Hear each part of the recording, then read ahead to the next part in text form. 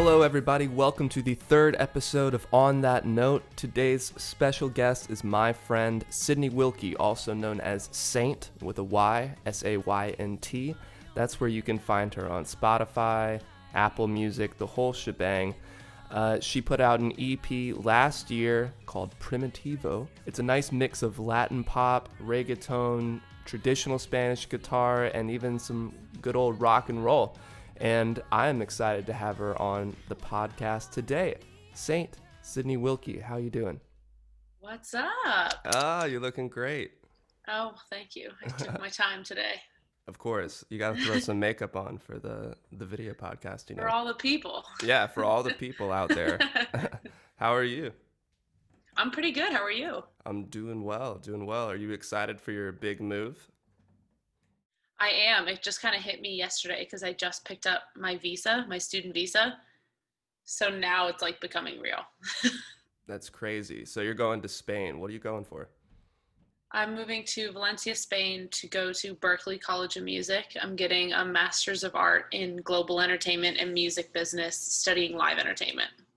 Wow. Yeah, it's a mouthful. Yeah, that's so cool though. What are you going to be learning about when you're there, you know? Yeah, so I mean, we take a lot of business like core classes that are more skewed towards music.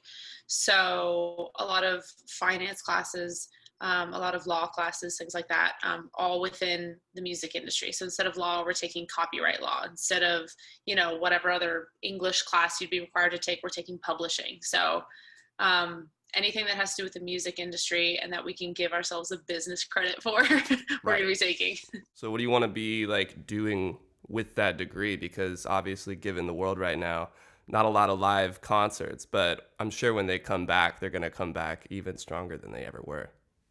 Yeah, I've heard a lot of people in my industry, some of my coworkers from my previous job saying that like they think that the landscape of live music is going to look totally different and that it's never going to be the same. And I just beg to differ. I think people love live music so much. There's so much magic around it that like it's impossible it doesn't come back, right? Mm-hmm. So I think, once things settle and we have a vaccine, music will come back the way that we remember it, and probably even better. I mean, drive-in concerts are now a thing, virtual concerts, all these things. But even with all of that said, I personally, if the world allows me, would like to work probably initially in like festivals or touring or somehow. Like I'm single, I'm unattached, no mortgage, no nothing. So I'd love to be able to travel with my job within the music industry as much as possible. That's the dream, just to be able to be unattached and can travel the world doing what you love.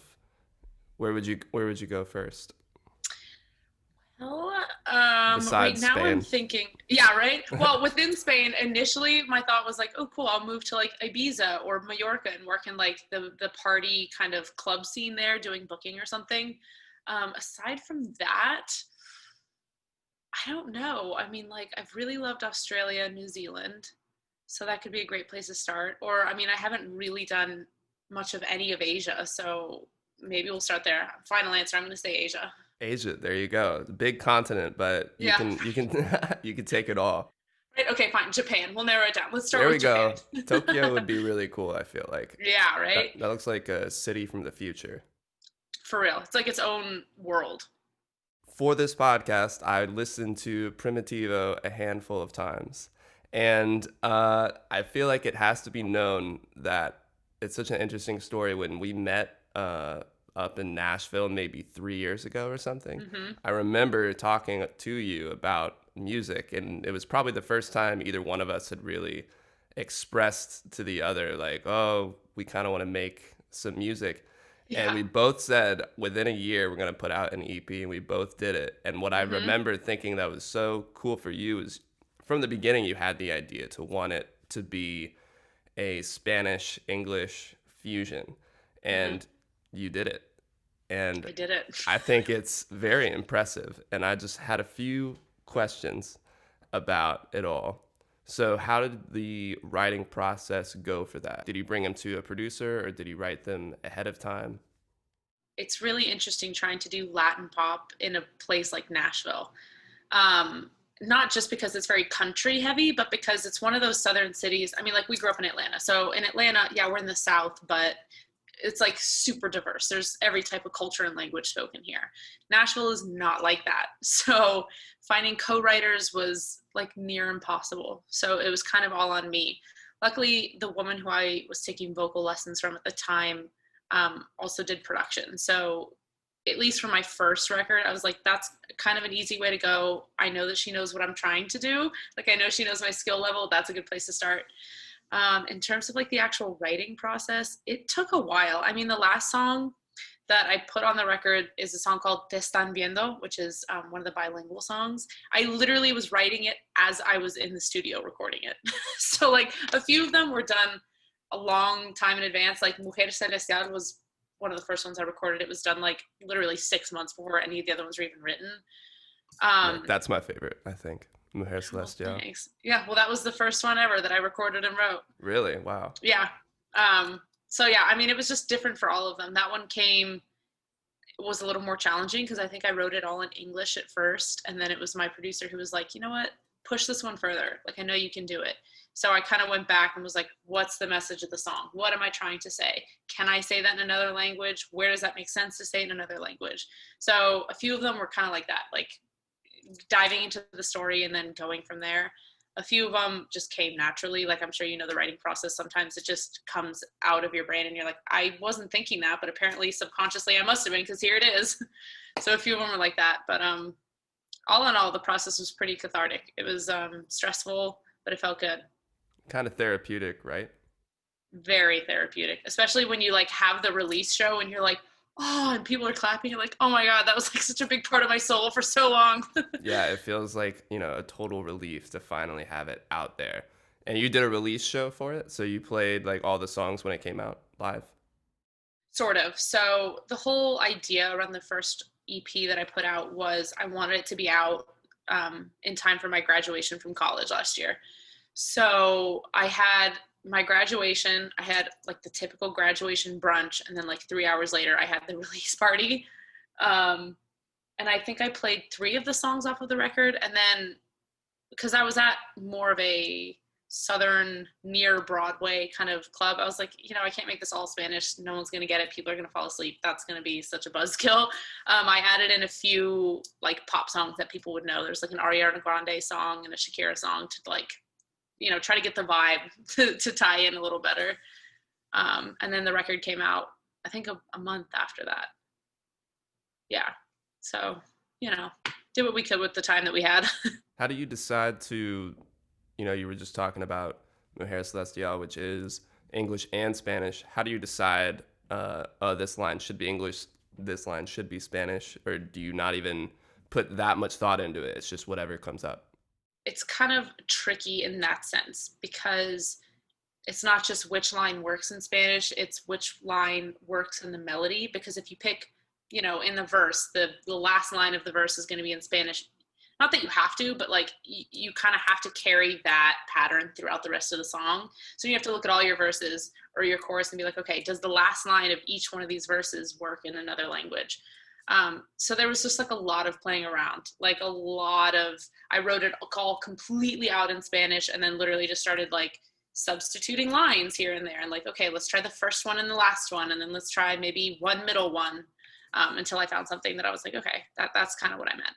So is the second EP that you're working on right now going to be similar? It is not actually.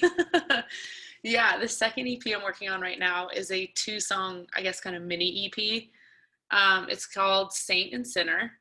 One of the songs, they're both referencing like the same breakup. And when I was writing after the breakup, it was kind of interesting that I had one day I would be super emotional and longing and I wish this could have worked and I miss you. And then one day I'd be like, you know what? Fuck you. I'm doing so much better. My life is going awesome. And I was like, how can you have these same feelings about the exact same relationship? Like I don't just automatically hate this person and then the next day fall back in love with the person. So I thought that was kind of interesting because I'd never really gone through a breakup like that before. And I was like, you know what? Why don't I just put that into my art like I did the last one? So it's 2 songs that are on purpose complete polar opposites. Nice. But about the same kind of emotion, which I'm really hoping a lot of people will be like, finally, I don't have to feel guilty for like hating him for 7 hours and then loving him again for 8, you know? Well, we all love breakup music. I think everybody gets down to that. And you're right. I mean, there's nothing black and white about a breakup or about any kind of, separation from anyone. It's never just going to be like, oh, yeah, fuck that person. Like, you're always going to remember some of the good times, and you'll never forget some of the shit they said to you either. Exactly. Yeah, especially when you're like can't sleep at night going over everything in your head, and you're like, you know what, that really pissed me off when he didn't compliment my new shoes 6 months ago. And you're like, right, put it in a song. Like, put it in the song, yeah. I have so many sticky notes like around my headboard that are like, you fucking hated my shoes, ? And that's where the songs came from. So when do you think the EP is going to be out?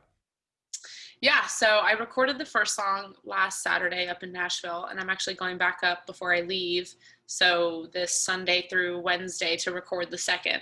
And typically, I mean, there's a pretty fast turnaround time. The guy who's doing our engineering is also going to be mixing the songs.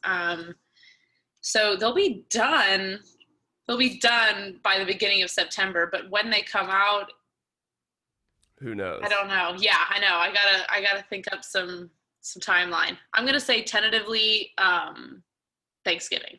Tentatively Thanksgiving. Have you enjoyed what Nashville has brought to your music? Do you think it was a challenge in a good way, or just overall frustrating being in a city that seems to be fairly different than the genre that you are focused on? So when I first got to Nashville, because I came from a very non-musical family, I kind of thought that I was big shit. I'm not going to lie. I thought that I was super talented and I had something going for me. And I kind of thought that I would make friends with other musicians pretty easily. And when I got there, I did not. Because everyone else was so talented. I mean, they had been like working on their craft since they could walk. And I was like, I just kind of fell into this a couple years ago.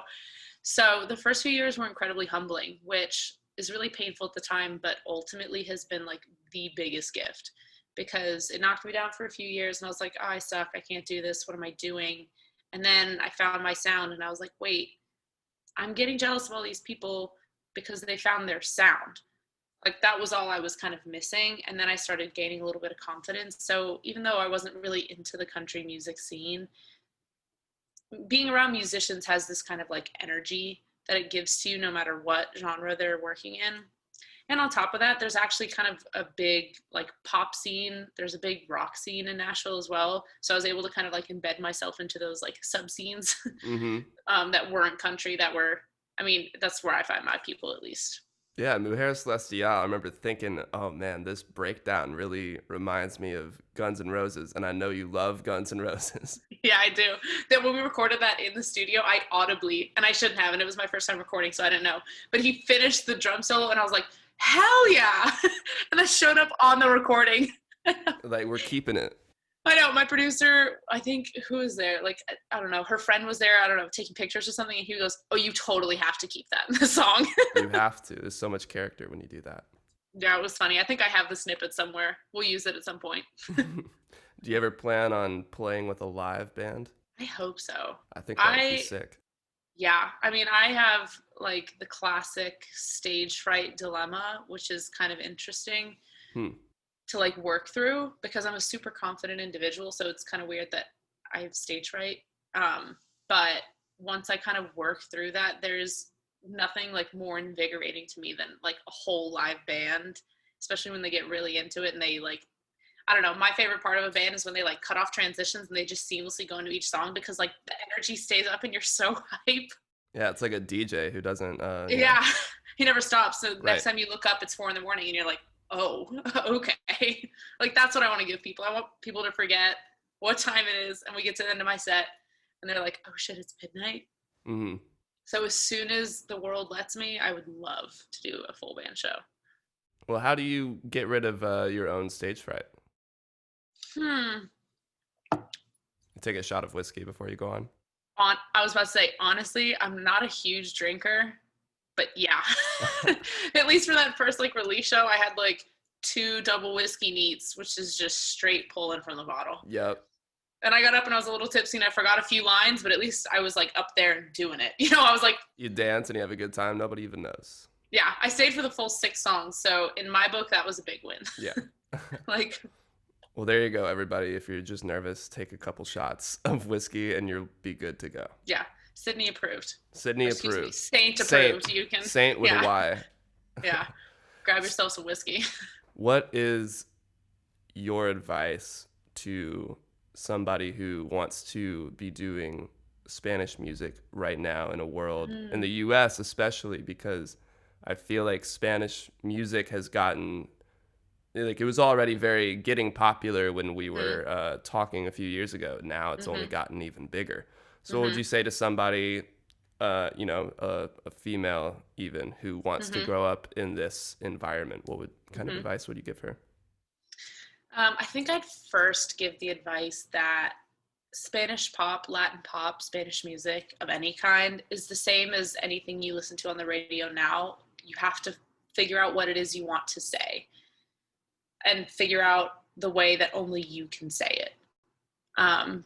Because like in Latin pop, there's so many different subgenres, like there's the trap, there's the salsa versions of Latin pop, there's the, whatevers. So you have to find what it is you want to say and make sure that it's important what you're trying to say. And then in terms of being a female trying to get into Latin pop, just stay true to who you are. Like, I know that in Latin pop, a lot of the women, just because it's Latin culture, are super sexy and showy and flashy. If that's not you, do not force yourself to do that, because it's going to feel like really disingenuous and really uncomfortable. People are going to be able to see that. So like authenticity and having something to say are two things that I think can be carried over in any genre that you're doing, particularly in Latin pop, which is kind of a big male dominated field. Yeah. Very well said. Well, thank you. I think about it sometimes. Sometimes. I think that goes back to what you're saying about, pretty much the same thing as finding your sound, being in Nashville and being so different from everyone else. You can compare yourself and be like, why am I not as cool as this? Why can't I sing as good as that?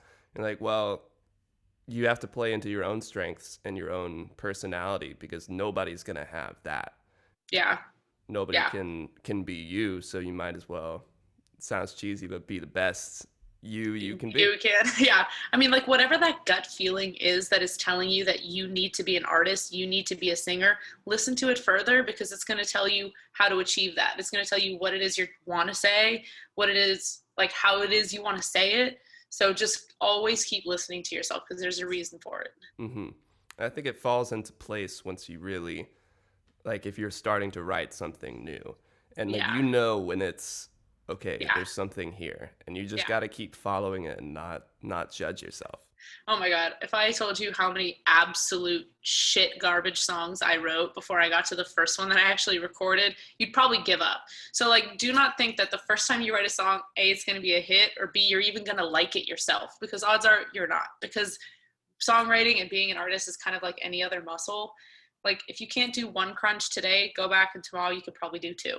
Like you just have to keep working it and keep practicing. Well, I think it's time for the Fast 5, where I'm going to ask you 5 quick questions. You're going to answer all of them. Okay. All right, Fast 5. First question, lyrics or beat? Which comes first? Lyrics. Lyrics. Interesting. Yeah, I think so. So you write the lyrics first, and then you're listening to the beat, and then you're like, okay, this is the one. Like, do you have a notebook full of lyrics that you're just waiting for the right beat to come? Yeah, I think so, because I think like back when I was a little bit younger, I used like writing poetry as like my kind of meditation or like therapy or something. So I think since that evolved into music, that it's kind of just fitting that I would pick lyrics first, just because it's my like release. Very cool. I don't know too many people who do lyrics first. For me, it's like I can't know what to write about until I can hear the song. You hear it? Yeah. But that's cool to hear somebody who has a completely different opinion. It's all different kinds of ways. All right. Question 2, Beatles or Rolling Stones? Rolling Stones. I have a very unpopular opinion that I am not a fan of the Beatles. Wow, that is hugely unpopular. I know people are gonna like. This is when they're gonna shut the podcast off. They're like, At least, who is hey, this bitch? it's getting to the end, so that's okay. Right? So why the Stones over the Beatles? I mean, I know you don't like the Beatles, but what do you love about the Stones? I mean, they're pretty badass. A. And B, like if you listen to some of the non-chart topping stuff, they really always had something important to say. You know, like even songs, I mean, there are songs where even if you listen to like the background vocals, you're like, what is she actually saying? Oh, wait, she's protesting war and rape and murder. Oh, you know, like they really went there. Right. And I appreciate that. And at the same time, if you don't want to listen to lyrics, you can still headbang to it. I'm still down to rock to the Rolling Stones. Very true. See, I need to actually get into the more, like the full albums. You know, I only know the hits. Yeah. So maybe I need to give it more of an extra bit of effort. All right, third question. In the studio or playing live? Well, because of my stage fright, I'm going to say in the studio. Because that's like in the vocal booth, it feels like there's no one around me because I'm like, you know, off in the corner, probably in a blacked out soundproof room. Your headphones in. Yeah, so I'm going to say studio. In the studio, I feel the same. There's something about creating something new right there in front of you. Yeah, and it's allowed to change. You feel like you have the permission to be like, wait a second. What if we try it like a little bit faster? A little bit faster. Like live, it's a disaster if you do that. Absolutely. Okay, vinyl or streaming? Ooh, these are kind of hard questions. I mean, I love vinyl, and I have a pretty extensive vinyl collection that I inherited from my dad. However, I would be kind of a hypocrite if I said I listen to vinyl more than I stream. I definitely stream more. Yeah, these days, it's kind of hard to not stream constantly. I know. I mean, with traffic and driving to and from Atlanta and Nashville, I can't exactly bring my like record player in the back seat. You know what I mean? Right. And that's usually where I listen. So. Yeah, and I mean, what I love about vinyl is that you can really like it's a moment to be like, I'm gonna do nothing but this. You know, like nobody bother me. I'm listening to this side of this record right now. Yeah, which is kind of almost better because if you didn't like a song if you were streaming it, you'd just skip it. But like when you're listening to the vinyl, you have to be like, okay, well, they recorded the song. It was probably really expensive. It took a lot of time. Why did they record it? Why did it make it on the album? Why did it make it between these two? So you kind of, at least as a musician, at least try to learn to appreciate the whole album. Yeah, the whole package. You're really forced to ask those questions. Yeah. All right, final question, and then we'll send you off here. Who, to you, Saynt, is the most underrated artist? The most underrated artist is this band called Rainwolf. Rainwolf. We saw them at Music Midtown, right? Yep, we saw them in the rain, in the mud, probably drunk off of something. Yep. At Music Midtown. And then they came to Nashville years later, and I was like, okay, I followed these guys for a while.